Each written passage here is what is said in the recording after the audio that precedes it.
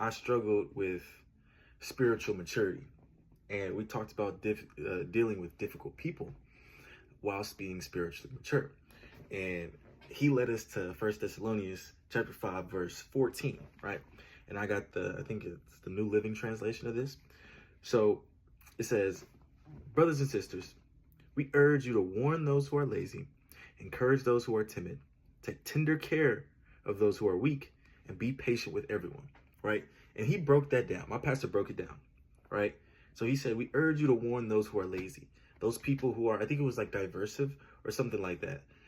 He said, and it was a different translation he used. So basically the people who are like pointing at things, complaining about things, but not doing anything to actually help solve the problem, right? So he's not John, Paul is telling us to basically warn them or confront them about what they're doing so they don't fall into into the enemy's grasp, because what they're doing is they're confronting other people or complaining about things but not actually helping whatever the situation is or whoever they're complaining about, right? And then he says, encourage those who are timid. Sometimes people don't need confrontation, right?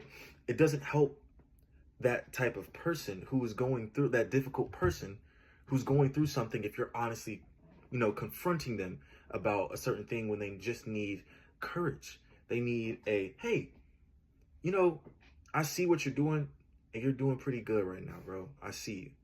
Or, just something to lift them up. Some people just need that instead of confrontation. And the last one, he said, not the last verse, but he said, take tender care of those who are weak. Some people are just, like it says, just weak. Basically help those weak people. The best thing to do to make strong Christians is to help the weak ones. We won't have a lot of strong Christians if we don't help the weak Christians to become strong Christians. And the last thing that resonated with me the most is be patient. I always struggle with that. I always struggle to be patient with a difficult person because I would let my flesh talk. I'm not gonna lie, I would just let it, whatever I felt, I would just let it out. And it'd be at the wrong time instead of just honing in what they're saying, really taking it in, understanding it, seeing what they're going through. But I would just say whatever's convenient.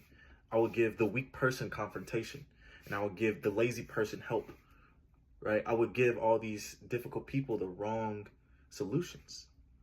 So, yeah, that's all I have for today. I thought this was very powerful when my pastor was explaining it, and it resonated with me. And yeah, God bless you.